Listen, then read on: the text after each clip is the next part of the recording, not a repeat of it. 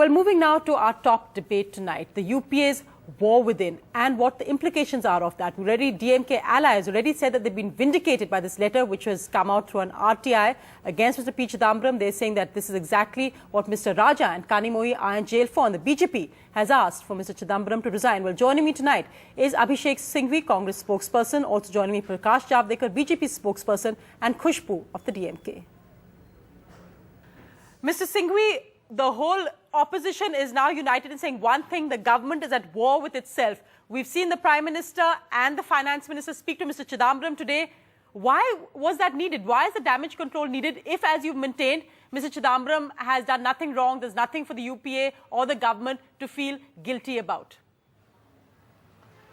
Sonia, there are 3 or 4 issues and it may take a little bit of time, so give me a couple of minutes. Sure.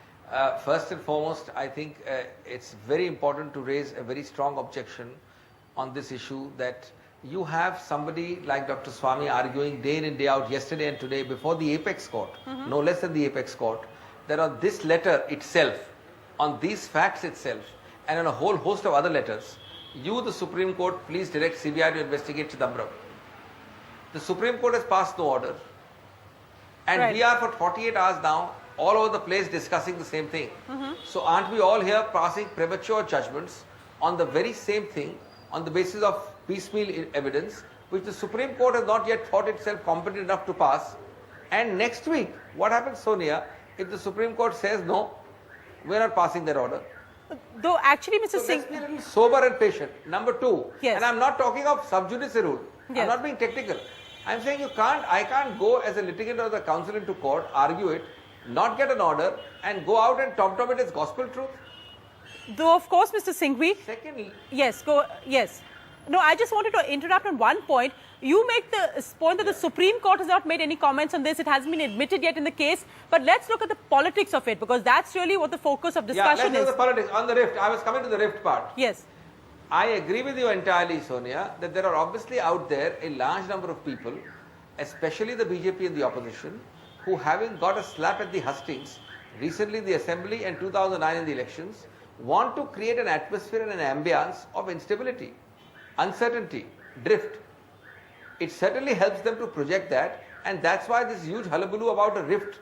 We've been seeing articles and speculation for the last several months about the same rift.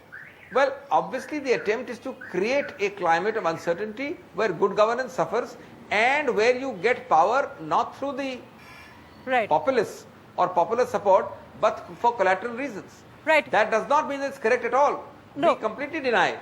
Right. Well, let me And thirdly, I also dispute the proposition of Sonia very strongly that because one officer, which is relatively junior, writes seen by Finance Minister and sends it, I am saying in the matter of fact and law and practice, such a note is by no means should not be assumed to be a note by the Finance Minister. There are 2 different things.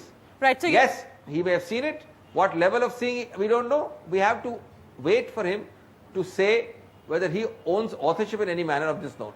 Right. Well, what's interesting in politics often, Mr. Singhvi, is what's left unsaid. And today the Finance Minister has not disowned the note at all. Let me bring in Mr. Javadekar at this point. Mr. Javadekar, the BJP reiterating its demand. Murli Manohar Joshi, chairman of... I'm not getting into a debate. I think we have discussed that. I'm not bringing you into a debate at all, Mr. Singhvi. I'm going to speak directly to Mr. Javadekar. I'm not bringing you into the debate. But Mr. Javadekar, the point that the opposition is jumping on issues like this because it covers up its own failings. That's what the Congress viewpoint is. See, I am not an advocate, and that's my benefit. I am a common man with common sense, at least, that the essence of the government, which was in denial right from day one, that it was only an act of franchisee corruption, it was an act of Raja alone, and nobody else knew about anything. But Prime Minister, and Mr. Singhvi has also heard him in Rajya Sabha saying that there were 2 divergent views of Finance Ministry and the on the allotment issue in the Telecom Ministry. But when they converged, then only I gave go ahead. So that means he committed that both the ministers agreed in July, and now there is a proof of that. The note is devastating. Why Abhishek Manu Singhvi wants to hide behind technicalities of whether the FM owns it or not. There is a note on record. It is in your record, and that says very clearly that had it not been the finance minister changing his earlier position and department suggestion that it should not be priced at 2001 prices. I'm right, in 2008, there is an important point. So the decision why Raja is in jail.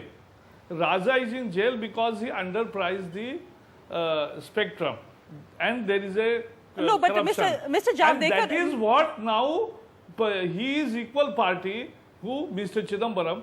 That is the note says. Right.